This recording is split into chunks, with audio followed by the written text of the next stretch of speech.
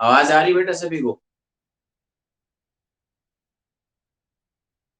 चलिए, तो last time क्या डिस्कस किया था आप लोगों ने? कौन सी एग्रीकल्चर के बारे में डिस्कस किया था? कुछ रिवाइज किया आप लोगों ने?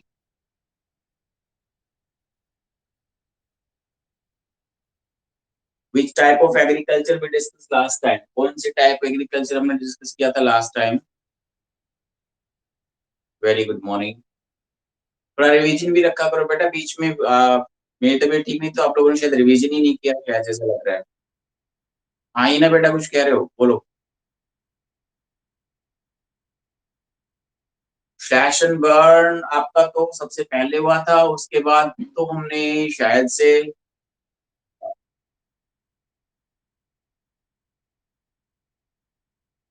स्लैश एंड बर्न आपका हो गया था। फिर और दहन एग्रीकल्चर का हमने कर लिया था। वो फर्स्ट था, प्रिमिटिव सब्सिस्टेंस एग्रीकल्चर के बारे में था, वो वेरी फर्स्ट में किया था। और हाँ, इंटेंसिव वाला हमने कंप्लीट कर लिया था। उसमें दो तरह का एग्रीकल्चर होती है। एक तो आपने डिस्कस किया था कि जिसमें चावल मुख्य रूप से फसल उगाई जाती है, और एक थी जिसमें चावल ना उगा के दूसरे जो अनाज है वो उगाया जाता है हमारे पास। तो वो हमने दो तरह की वो डिस्कस कर लिया। अभी नेक्स्ट आज जो डिस्कस करेंगे वो हमारा प्लांटेशन एग्रीकल्चर के बारे में डिस्कस करेंगे, ठीक है। देखिए, प्लांटेशन एग्रीकल्चर के बारे में थोड़ा सा, वैसे जैसे कि नाम बता रहा है प्लांटेशन की, एक बार प्लांटेशन किया जाता है और जो प्रोडक्शन होता है वो लंबे समय के लिए इसमें यूज किया जाता है। यानी कि अ, एक बार पैसा ज्यादा खर्च होता है इसके अंदर, कैपिटल इन्वेस्टमेंट है। इट्स लाइक इंडस्ट्री, जैसे हमारी इंडस्ट्री वर्क करती है वैसे ही हमारे पास प्लांटेशन एग्रीकल्चर होती है। बिल्कुल जैसे इंडस्ट्रीज के अंदर बहुत ज्यादा इन्वेस्टमेंट करना पड़ता है, वैसे ही हमारे जो प्लांटेशन एग्रीकल्चर उसमें भी पैसे का जो इन्वेस्टमेंट है वो बहुत ज्यादा होता है। अभी देखिए, प्लांटेशन एग्रीकल्चर वैसे तो हमारे यहाँ पे जो शुरू हुआ, या कहीं जहाँ जब भी इस एग्रीकल्चर का विकास हुआ 18 सेंचुरी के अंदर हुआ है। और 18 सेंचुरी में जो हुआ है उसका कारण क्या है, क्यों हुआ है वहां पर, उसका रीजन ये है कि 18 सेंचुरी के अंदर इंडस्ट्रियलाइजेशन हुआ। इंडस्ट्रियलाइजेशन होने की वजह से जो रॉ मटेरियल है उसकी डिमांड बढ़ी। रॉ मटेरियल की डिमांड को पूरा करने के लिए जो डिफरेंट जो कंट्री थी, जैसे कि ब्रिटेन हो गया, फ्रांस हो गया, अमेरिका हो गया, ये ऐसे कंट्री हैं जहाँ पे इंडस्ट्रियलाइजेशन सबसे पहले हुआ था। तो इंडस्ट्रियलाइजेशन होने की वजह से इनकी इंडस्ट्री को रॉ मटेरियल की जरूरत पड़ी। रॉ मटेरियल की जरूरत के लिए इन्होंने कोलोनाइजेशन किया। कोलोनाइजेशन तो आप समझते हैं शायद से, है ना। कोलोनाइजेशन का मतलब होता है जब एक कंट्री दूसरी कंट्री पे अपना अधिकार कर लेता है, उसके रिसोर्सेज को अपने बेनिफिट के लिए क्या करता है, आपका यूज करता है।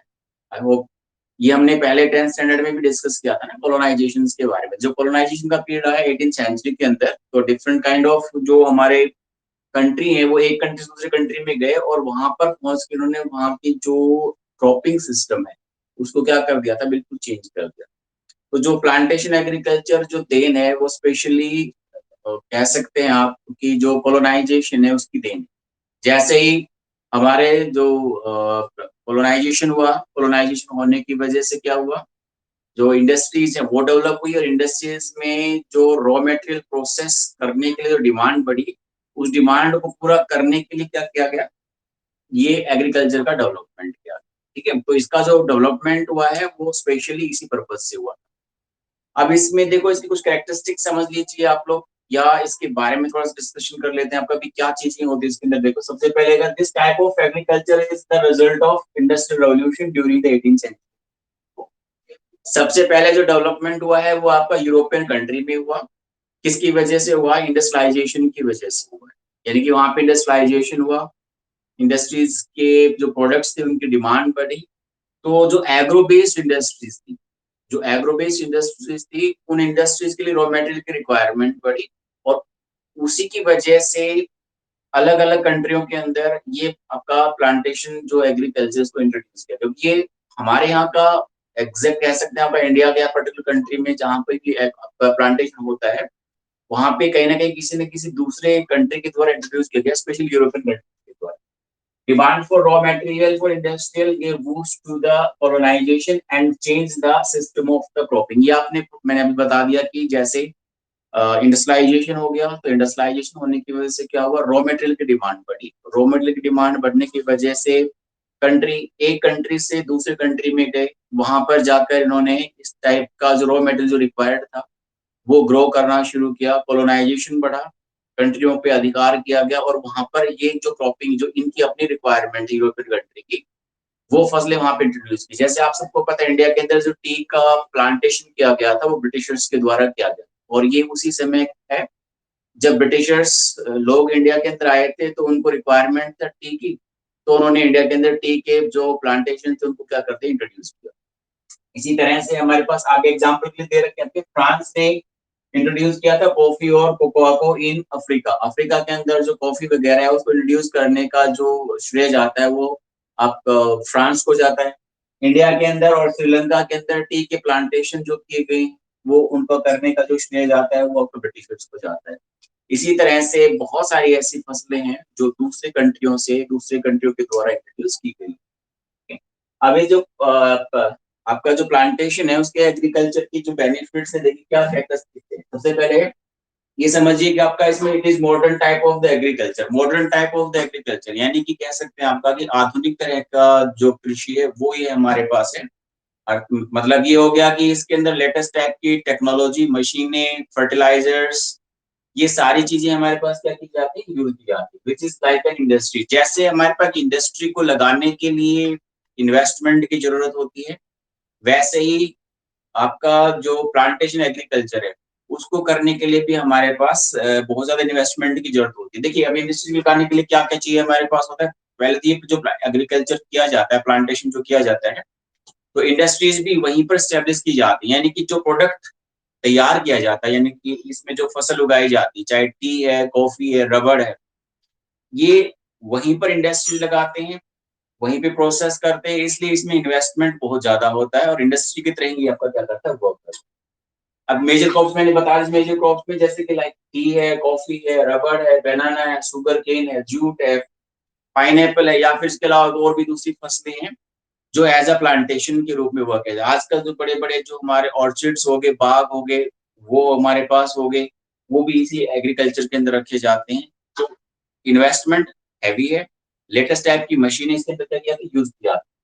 It is practice in the less densely populated area. अब देखिए एरिया कौन से होंगे इसमें जहां पे प्रैक्टिस में लाई जाती है। एरिया ऐसा होगा जो कि छोटे क्षेत्र पे इसको नहीं किया जाता है, लार्ज एरिया पे इसको किया जाता है। तो जो वहां पर कम आपकी जनसंख्या रहती है, लेस या लीस्ट पॉपुलेटेड एरिया जो हमारे पास है, उन एरिया के अंदर से एग्रीकल्चर किया जाता है। स्पेशली उष्ण कटिबंध का जो क्षेत्र होता है, ठीक है, यानी कि ट्रॉपिकल जो जोन होती है। देखिए जो प्लांटेशन एग्रीकल्चर है उसकी जोन हमारे पास अगर हम बात करें, ट्रॉपिकल जोन, ट्रॉपिकल जोन के अंदर ही जो आपका ट्रॉपिकल जोन से आपका कह सकते हैं आपका इक्वेटरल से ट्रॉपिकल जोन के बीच में जो हमारे पास ट्रॉपिकल या सब ट्रॉपिकल जो जोन होती है, उसी जोन के अंदर आपका प्लांटेशन की एग्रीकल्चर बहुत ज्यादा की जाती है। अब इसमें जो एरिया अगर हम बात करेंगे, जैसे कि हमारे पास ऑस्ट्रेलिया आ गया, हमारे पास ऑस्ट्रेलिया के अंदर हो गया, या इंडिया के अंदर हमारे पास है, चाइना हमारे पास हो गया, अफ्रीका हो गया, दक्षिणी अमेरिका हो गया। तो ये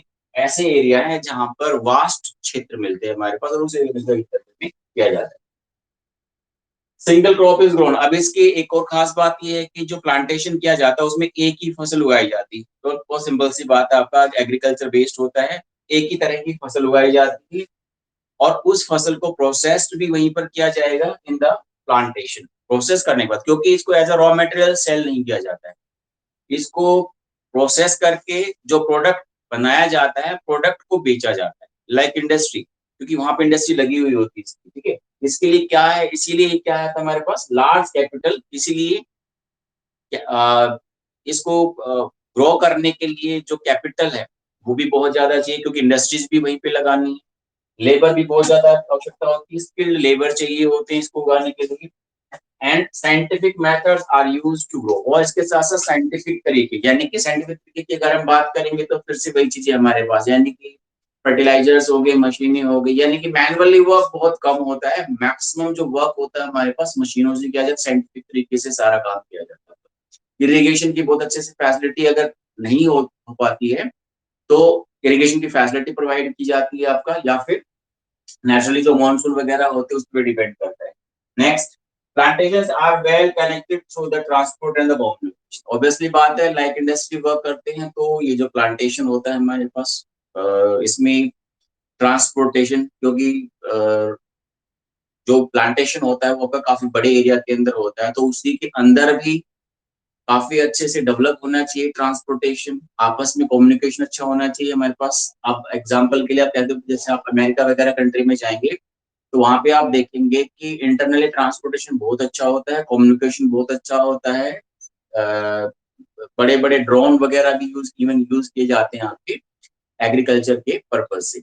ठीक है, तो कम्युनिकेशन एंड ट्रांसपोर्टेशन बहुत जरूरी है, क्योंकि प्रोडक्ट जो तैयार होगा उसको मार्केट तक सेल करने के लिए बड़े अच्छे से नेटवर्क से कनेक्टेड होना चाहिए, ताकि बड़े आराम से के प्रोडक्ट्स को मार्केट तक सेल किया जा सके।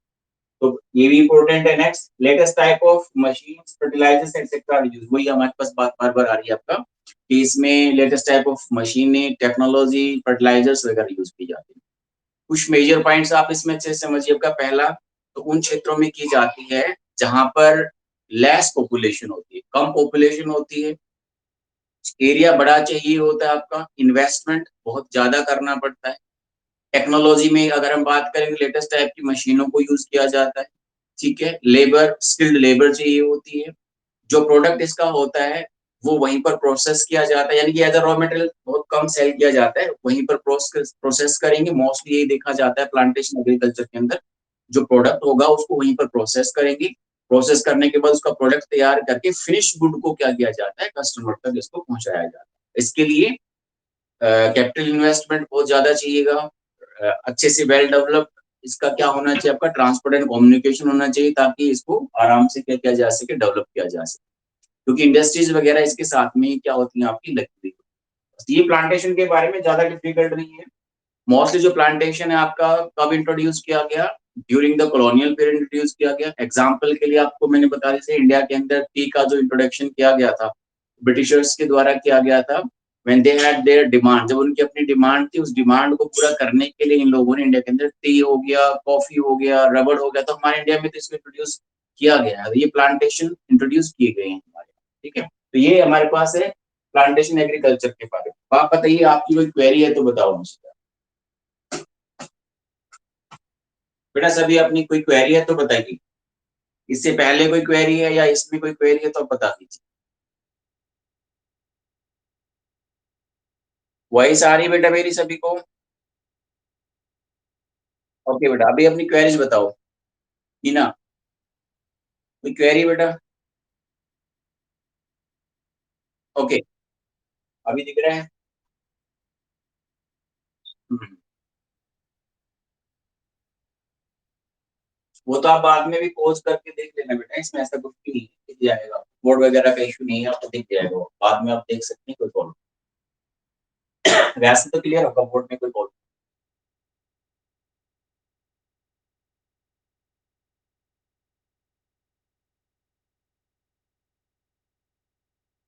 चलिए, किसी और की कोई क्वेरी है ना? ललित? ओके, ललित,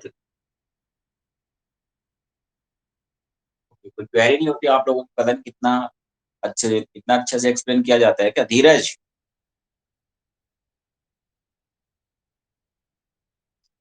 कोई क्वेरी नहीं बेटा? चलो, समझ में आ रहा है। सौरभ, चलो, आवाज नहीं आ रही सौरभ की शायद से। प्रमोद, क्वेरी है बेटा कोई? नोट्स तैयार कर रहे हो? तुम पे बड़ा ध्यान रखना पड़ता है तुम्हारा। कर रहे हो, प्रिपेयर करते हो, बहुत सिंपल सिंपल साथ साथ प्रिपेयर हो जाएंगे, वरना बाद में प्रॉब्लम आएगी। भूमिका, नंबर चेंज हुआ है क्या आपका ये? ठीक है, अभी अभी कंटिन्यू रहोगे। नेहा, पढ़ाई कर रहे हो, तबीयत ठीक है? तो फिर क्लास ज्वाइनिंग कर रहे हो? हाँ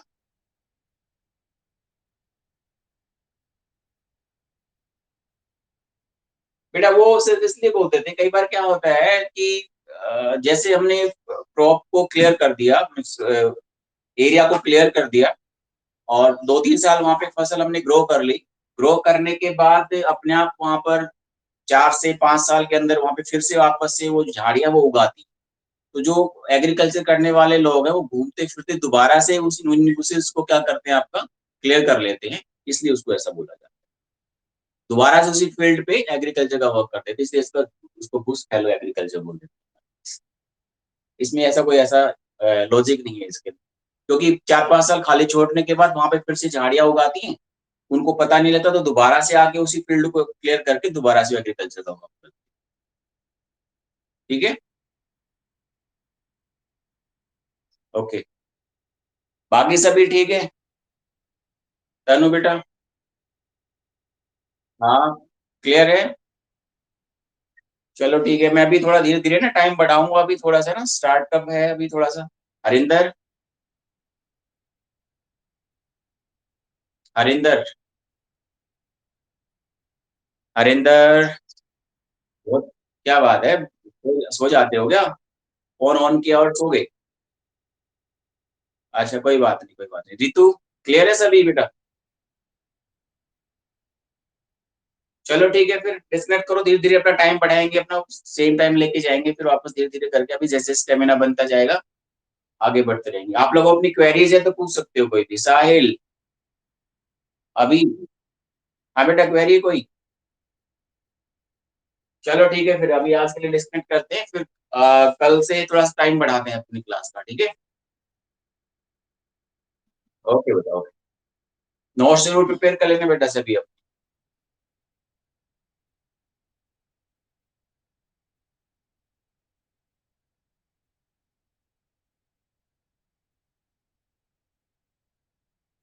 डिस्कनेक्ट कर दो बेटा सभी।